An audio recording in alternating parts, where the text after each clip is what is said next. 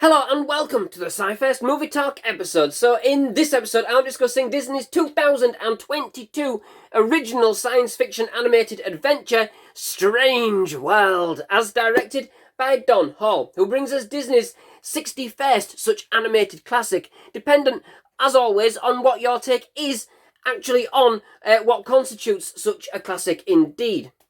Now, I was going to try and do this review without any spoilers, with it being a fairly newish film. However, when I actually started jotting down my notes, I realised that a few minor ones might be somewhat unavoidable, given that what I really wanted to kind of discuss, and so to take this as a forewarning.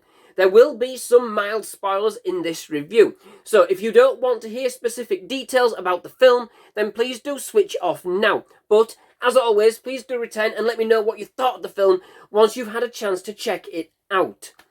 So, the movie follows a family of explorers, the Quaids, living in an isolated part of the world, Avalonia, which is completely surrounded by treacherous and totally impassable mountain terrain. Famed explorer Jaeger Quaid, as voiced by Dennis Quaid, there's a tongue twister, believes the answer to Avalonia's future lies beyond the mountains, and so sets his mind's eye on conquering the challenge set before him.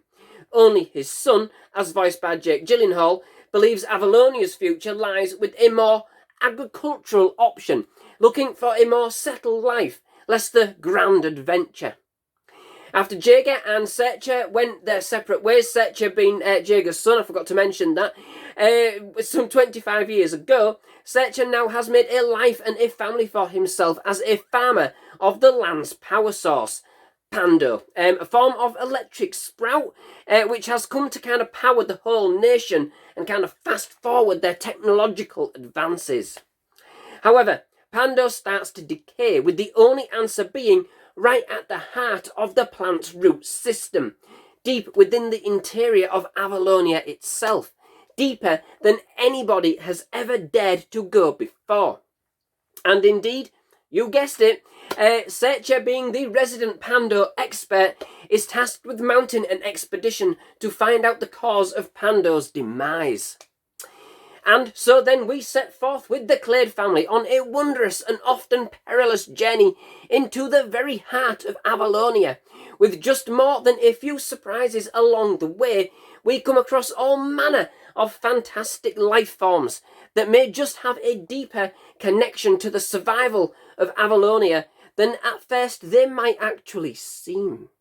Right, so straight off the bat, the first thing that struck me with this movie was this movie's total sense of adventure. It has this in bounds and very much akin to the old style adventure serials and the intrepid exploration movies of the 50s and the 60s, such as 1959's Journey to the Centre of the Earth, one of my own personal favourites, 1966's Fantastic Voyage, and the 1960 movie The Lost World, not the one by Steven Spielberg. Very much my kind of vibe, and I was certainly psyched to kind of have this back again in a Disney movie, you know? But I mean, in fact, without kind of wanting to give too much away, I know I said there'd be spoilers, but the best way that I can actually describe what this movie actually is it's very much like a mashup between Avatar, Journey to the Centre of the Earth, and Fantastic Voyage. The latter two being the more prevalent in terms of the kind of the story and the film's narrative style.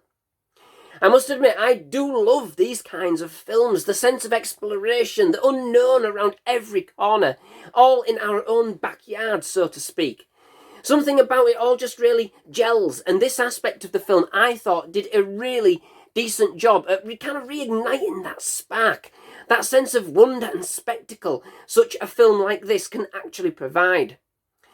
The film certainly makes vibrant use of its colour scheme, I'll give it that, giving us a totally alien world beneath our own very feet.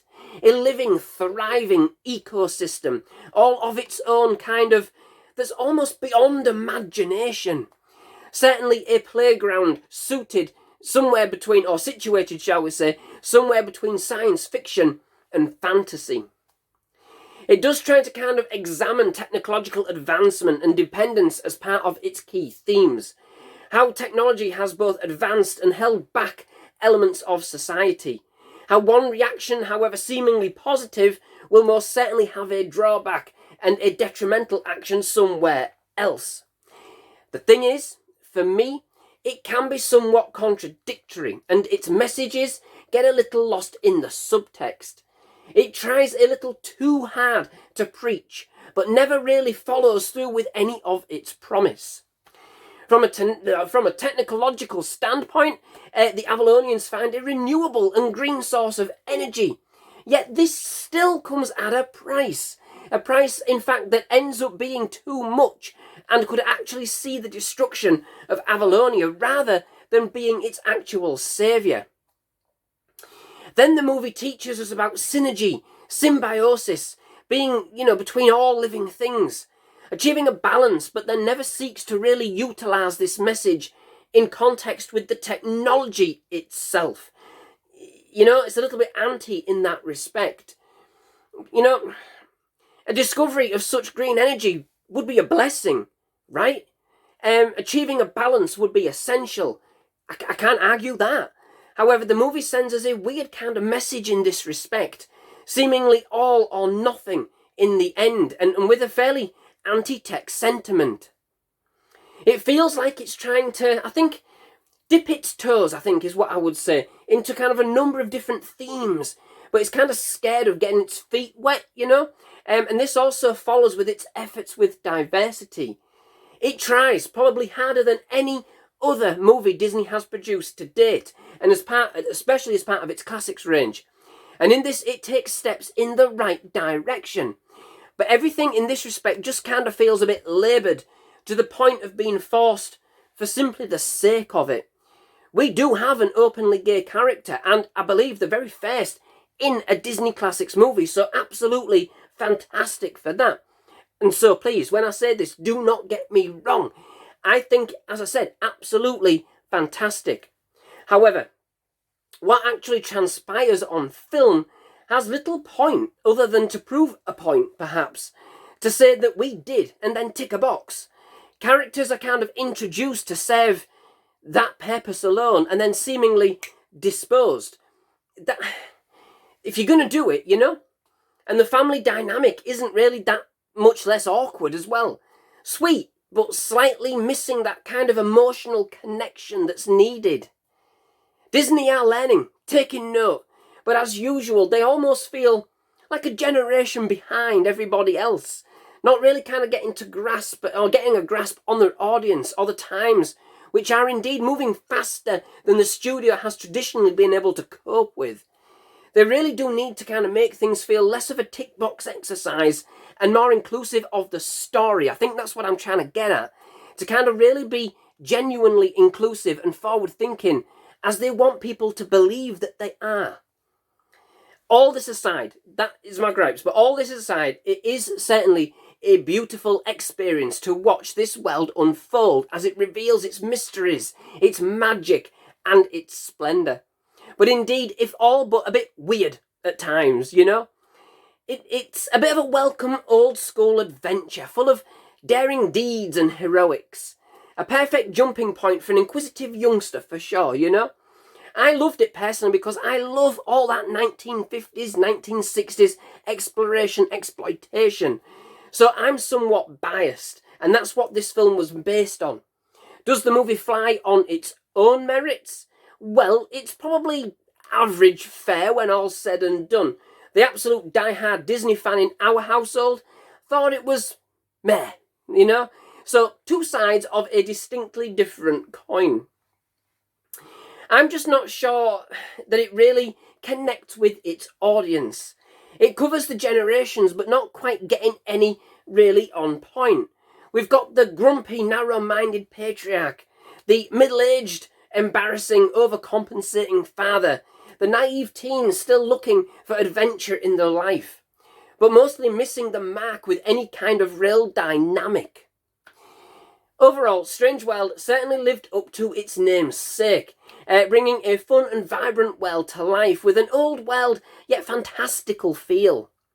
A fun, family-friendly orientated movie that tries to do more than others, but not quite enough to really make its own stamp on things.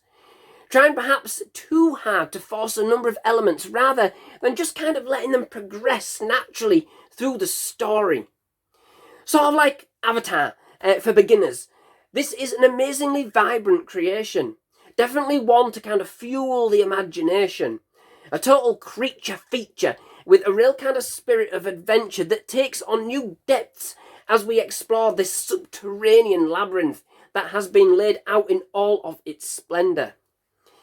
Personally, I do think this one's going to be a bit of a slow burn. It has plenty of charm and charisma of its own, and the story itself is full of intrigue. It's definitely a fun take on the 1950s, 1960s exploration B-movie. A little weird at times, perhaps, but bear with it. Some of the concepts they were floating were absolutely excellent. It would have been easy to have made this environment just so much more immersive if they had just concentrated more on the connections with the characters. So, that brings me to the end of this episode. Many thanks for watching. I do hope you've enjoyed. If you have, please do leave a like. Please do hit that subscribe button for my movie reviews, trailer reactions, and other movie-related content. Absolutely loved having you at SciFirst MovieTalk and definitely love to have you back. Most of all, just thank you very much for watching. Goodbye.